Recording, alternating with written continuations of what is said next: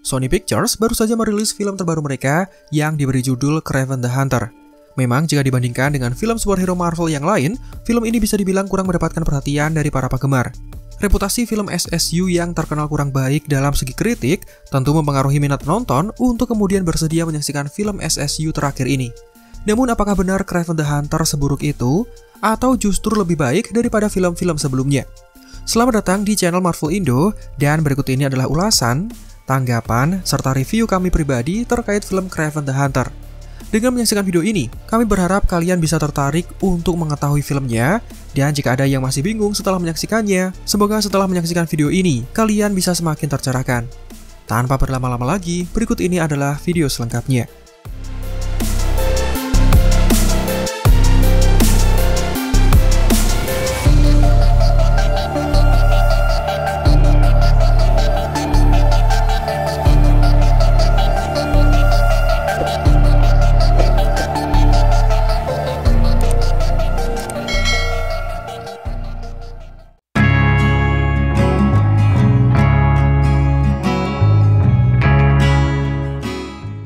Pertama, kita akan bahas mengenai asal-usul dari Kraven the Hunter dan seperti apa perbedaannya dengan versi komik. Dalam film ini, Kraven sebagai tokoh utama ditetapkan untuk menjadi seorang anti-hero, bukannya supervillain seperti dalam kisah komiknya. Perbedaan status ini sudah sangat umum diterapkan kepada karakter utama SSU, sama seperti yang Sony lakukan terhadap Venom dan juga Morbius. Dengan ditetapkan untuk menjadi anti-hero, maka Kraven ini sebenarnya memiliki tujuan yang baik karena terfokus untuk memburu nama-nama penjahat kriminal yang berhubungan dengannya. Selain itu, dia juga gemar melindungi binatang-binatang buas dari perburuan liar. Hanya saja, cara yang dilakukannya berlawanan dengan moral pahlawan super yang cenderung tidak membunuh. Sebagai anti-hero, Kraven tidak memiliki batas belas kasihan dalam menghabisi setiap sasarannya. Dia akan menyiksa secara brutal, menyerang dengan senjata yang dimilikinya, dan tidak segan-segan untuk menghabisi nyawa musuhnya.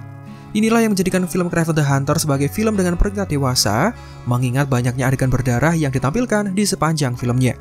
Nah, dalam film live action ini, Kraven sejatinya memiliki nama asli Sergei Kravinov. Dia merupakan anak laki-laki biasa yang memiliki adik bernama Dmitry Smerdyakov.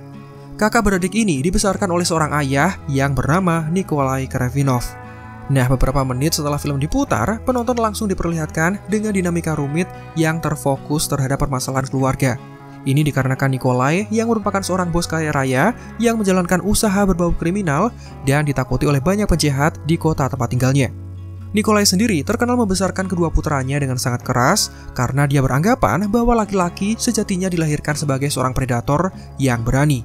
Atau jika gagal, laki-laki tersebut ibarat menjadi seperti buruan yang akan menjadi mangsa dari predator lain sehingga mudah untuk dikalahkan. Inilah yang membuat Sergei dan Dmitry tumbuh dengan mendapatkan tekanan yang sangat luar biasa. Terlebih ibu mereka yang sudah meninggal setelah diusir oleh Nikolai, ayah mereka sendiri, karena dianggap mengidap gangguan jiwa.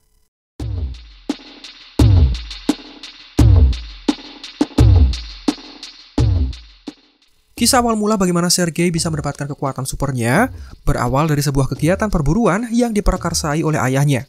Kala itu, tidak lama setelah istrinya meninggal, Nikolai lantas mengajak kedua putranya untuk pergi berburu. Perburuan tersebut menargetkan seekor singa buas yang sudah sangat melegenda karena sejauh ini sudah memakan banyak korban jiwa dan menumbangkan para pemburu yang berusaha menangkapnya.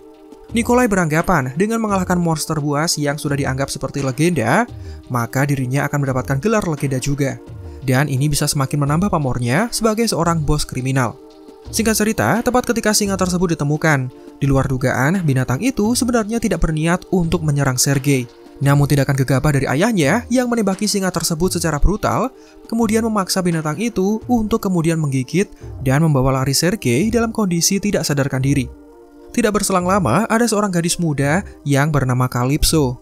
Dia bertemu dengan neneknya yang percaya terhadap sihir dan juga ilmu magis. Calypso diberikan semacam ramuan penyembuh dari neneknya ketika berada di lokasi yang tidak jauh dari Sergei yang sedang berburu. Dan sesuai dengan ramalan kartu tarot yang sebelumnya dipraktekkan, semesta menuntun Calypso untuk mendatangi Sergei dalam kondisi sekarat dan langsung memberikan ramuan spesial tersebut guna menyembuhkan lukanya. Dengan darah Sergei yang bercampur dengan darah singa, ditambah efek dari ramuan tersebut, maka sejak saat itu, Sergei bertransformasi menjadi sosok manusia yang dilengkapi dengan kekuatan super. Nah, hal ini terlihat mengambil referensi langsung dari kisah komiknya, meskipun dengan beberapa perubahan menyesuaikan keinginan Sony. Dalam versi komik, Kraven adalah seorang pemburu yang terobsesi untuk menaklukkan makhluk apapun yang menurutnya layak untuk diburu. Dia sudah melawan sejumlah binatang liar dengan tangan kosong, hingga titik puncak perburuannya jatuh kepada Spider-Man karena Kraven yang menganggap sosok tersebut layak untuk dijadikan sasaran buruan yang pasti akan menaikkan reputasi dan tujuan hidupnya. Kraven sendiri mendapatkan kekuatan super setelah mencuri ramuan milik seorang penyihir Afrika yang dikenal bernama Calypso. Dengan ramuan itu, Kraven bisa mengangkat beban hingga 2 ton, melakukan lompatan yang sangat tinggi, bahkan berlari seperti cheetah dan berbagai kemampuan super lainnya.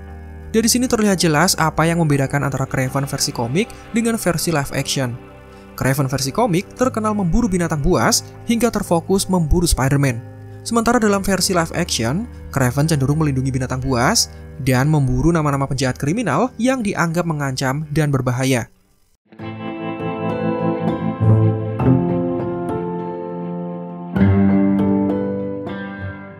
Dalam film ini, Sony terlihat memunculkan banyak karakter penting di sepanjang film Kraven diputar. Sebuah keputusan yang cukup mengejutkan mengingat film ini yang ditetapkan sebagai film pertama yang akan menceritakan kisah asal-usul dari satu karakter antihero. Pertama, tentu saja ada Sergei Kravinov dan adik laki-laki tirinya yakni Dmitry Smerdyakov. Dua anak ini terkenal sangat takut dan sangat menghormati ayah mereka, Nikolai Kravinov, yang berstatus sebagai bos gembong kejahatan. Sama seperti yang sudah kami singgung sebelumnya, karakter Nikolai ini terlihat menggambarkan sebuah istilah yang dikenal sebagai toxic masculinity, mengingat dirinya yang mempercayai gagasan bahwa laki-laki seharusnya menjadi pribadi yang kuat. Laki-laki harus menjadi predator yang mendominasi, sementara jika lemah mereka akan menjadi mangsa. Konsep ini dipilih lantaran sebagai seorang penguasa. Nikolai tentu membutuhkan penerus kuat yang tahan banting, selain untuk melindunginya dari berbagai ancaman kriminal lain, termasuk juga untuk melanjutkan warisan dari bisnis yang sudah dirintisnya. Nah, Sergei sebagai kakak cenderung menjadi pribadi yang lebih kuat, sementara adik tirinya cenderung terlihat lemah, sehingga sang ayah lebih menyukai Sergei daripada Dmitry. Dalam film ini juga dijelaskan bahwa meskipun tumbuh sebagai pribadi yang kuat, Sergei berusaha untuk menjadi pria yang berbeda dari Nikolai ayahnya. Dia memilih jalan maskulinitas yang lebih sehat karena menekankan empati. Namun akhir dari film ini pada akhirnya menjelaskan bahwa Kraven sebenarnya juga sama brutalnya dengan sang ayah setelah mengetahui semua yang pria itu lakukan. Kemudian ada karakter bernama Calypso yang dalam film ini ditetapkan untuk menjadi seorang pengacara, bukannya murni penyihir dari pedalaman Afrika seperti yang dikisahkan di dalam komiknya. Perubahan kisah yang kurang akurat dengan komik ini kebanyakan dikritik oleh para penggemar, sehingga mereka menyesalkan peran dari Calypso, apalagi diperankan oleh aktris berbakat yang bahkan sempat mendapatkan penghargaan. Selanjutnya ada karakter bernama Rhino, sosok supervillain yang terlahir dari penolakan Nikolai atas ajakan kerjasama, menciptakan dendam kesumat yang harus Kraven lawan, apalagi Rhino ini sudah menyandra Dmitry, adik laki-laki yang sangat disayanginya. Semua petualangan dan pencarian yang Kraven lakukan berakhir pada sosok supervillain satu ini, dan pertempuran terakhir yang diperlihatkan cukup dirasa memuaskan, namun durasinya sangat cepat karena Rhino memiliki titik kelemahan fatal yang dapat membuatnya dikalahkan dengan sangat mudah. Lalu ada penjahat lain yang dikenal sebagai The Foreigner, karakter supervillain yang dianggap aneh untuk disertakan, karena dengan puluhan penjahat Spider-Man yang bisa Sony pilih, tetapi mereka justru memilih karakter satu ini. Sejumlah pertanyaan menyelimuti sosok supervillain satu ini karena asal-usul yang kurang dijelaskan secara rinci. Entah dia bisa bergerak cepat, bisa menghipnotis, atau bisa menghentikan waktu, yang jelas sosoknya dianggap kurang menarik untuk dilibatkan ke dalam film Kraven. Nah, hal yang dirasa kurang adalah dengan banyaknya karakter yang ditampilkan, porsi pengenalan setiap karakter tersebut cenderung dianggap kurang karena naskah yang ditulis terlihat sangat singkat seolah tidak ingin mengisahkan setiap karakter tersebut secara lebih dalam. Pada dasarnya, tidak ada karakter penting yang dilibatkan dalam film Kraven the Hunter yang pernah mendapatkan jawaban pasti atas kemampuan mereka yang tiba-tiba bisa muncul. Pertanyaan seperti, kenapa Kraven memiliki kemampuan yang bisa membuatnya berbicara dengan binatang? Jawabannya, karena dia mengkonsumsi ramuan spesial, tanpa adanya penjelasan detail secara lebih rinci yang menjelaskan seputar ramuan tersebut dan seperti apa efek bagi pemakainya. Kemudian pertanyaan seperti, kenapa Rhino bisa berubah menjadi badak? Jawabannya, karena eksperimen dari seorang dokter yang berasal dari New York. Dan juga pertanyaan seperti mengapa Foreigner bisa memiliki kemampuan untuk mengendalikan waktu. Jika kalian menyaksikan sendiri filmnya, kalian akan menyadari bahwa naskah yang ditulis sangatlah dangkal dan sangat singkat untuk sebuah penjelasan dari asal-usul karakter yang ditampilkan. membuat plot dalam film ini tentu dirasa sangat kurang.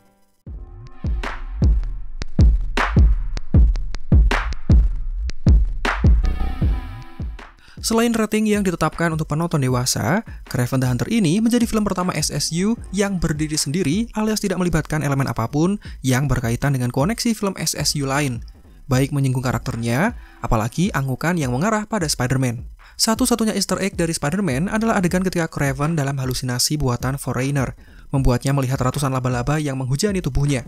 Selain adegan itu, tidak ada referensi lain yang berhubungan dengan SSU, apalagi Spider-Man. Di sini Sony terlihat cukup berani dengan menjadikan film Kraven sebagai film standalone, mengisahkan murni mengenai asal-usul dan permasalahan karakternya, bahkan mempersiapkan kelanjutannya jika memang mendapatkan lampu hijau.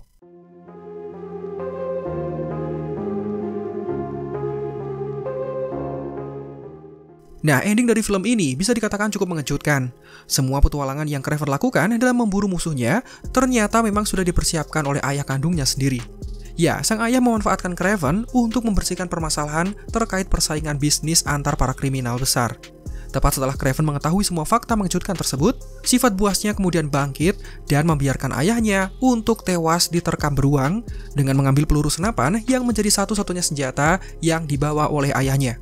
Tindakan ini dilakukan karena Kraven yang merasa sudah dimanfaatkan. Terlebih akibat ulah ayahnya, Dimitri nyaris menjadi korban jika Kraven terlambat menyelamatkannya. Selain itu, ayah Kraven juga meninggalkan pesan dengan menghadiahkan pakaian khusus yang bisa Kraven kenakan untuk beraksi. Sebuah pakaian dengan surai panjang yang terlihat sangat mirip dengan versi komiknya. Nah, ending yang mengejutkan bukan hanya ada satu saja, tetapi Dimitri yang selama ini dikenal sebagai anak yang lemah dan sangat penakut, kemudian mengambil jalan pintas untuk menjadi kuat. Setelah mengetahui informasi dari Rhino yang mendapatkan kekuatan super hasil eksperimen seorang dokter, Dimitri menemui dokter tersebut sehingga dia bertransformasi menjadi super villain bernama Chameleon. Sejak awal adik tiri dari Sergei tersebut memang ahli dalam meniru, khususnya meniru suara dari ayahnya sendiri, bahkan dari sejumlah penyanyi terkenal ketika membawakan lagu di sebuah klub yang dikelolanya. Sekarang, adik dari Kraven tersebut menjelma menjadi seseorang yang akan meneruskan bisnis kriminal dari ayahnya. Bisa meniru wujud siapapun tanpa membutuhkan alat bantu penyamaran, dan adegan ini seperti menjadi sebuah pertanda bahwa film Kraven tidak selesai dalam satu film saja.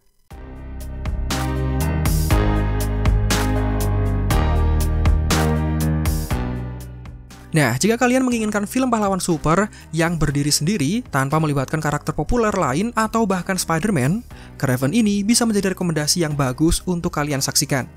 Gaya pertarungan seru khas film pahlawan super, ditambah aksi berdarah-darah, pasti cocok jika kalian menyukai film bergenre seperti itu. Ditambah jika kalian adalah fans dari seorang Aaron Taylor Johnson, film ini menampilkan akting memukau dari aktor tersebut, meskipun potensi ciamiknya terkesan disia-siakan. Namun, jika kalian adalah seorang penonton yang cenderung memperhatikan skenario dan plot, kami rasa film ini pasti tidak akan memuaskan bagi kalian dari segi plot dan penceritaannya. Naskahnya dangkal, penjelasan setiap karakter dirasa kurang, referensi dari komik yang dibuat berbeda tapi jauh dari kata memuaskan. Dan motivasi dari Rhino sebagai seorang super villain kami rasa sangat lemah. Karena jika biasanya seorang super villain memiliki alasan kuat kenapa mereka bisa menjadi jahat, sosok Rhino ini termotivasi untuk mendapatkan kekuatan super dan membalaskan dendamnya hanya karena penolakan dan hinaan dari Nikolai. Singkatnya, semua kekurangan tersebut menjadikan film Kraven the Hunter sebagai salah satu film superhero yang kurang dieksekusi dengan matang. Bukan berarti di sini kami menghina film terbaru ini, akan tetapi kalian pasti memiliki rasa atau indera yang bisa digunakan untuk mengetahui hal tersebut. Oleh karena itu, kalian bisa buktikan sendiri dengan menyaksikan filmnya. Lalu kalian bisa menilai sendiri, karena penilaian setiap orang pasti berbeda tergantung dengan selera mereka. Dan demikian adalah review dan spoiler dari kami tentang film Kraven the Hunter. Semoga bisa menjadi referensi kalian untuk kemudian bersedia menonton atau malah melewatkannya. Bagi kalian yang sudah menonton filmnya, wajib untuk menuliskan rating pribadi kalian disertai dengan pendapat kalian terhadap film ini. Bantu penggemar yang lain agar mereka tertarik untuk menyaksikan dan mengikuti filmnya. Demikian video ini kami buat, silahkan like jika menurut kalian videonya menghibur dan informatif. Subscribe juga bagi yang belum. Marvel in the Out, sampai jumpa pada kesempatan berikutnya.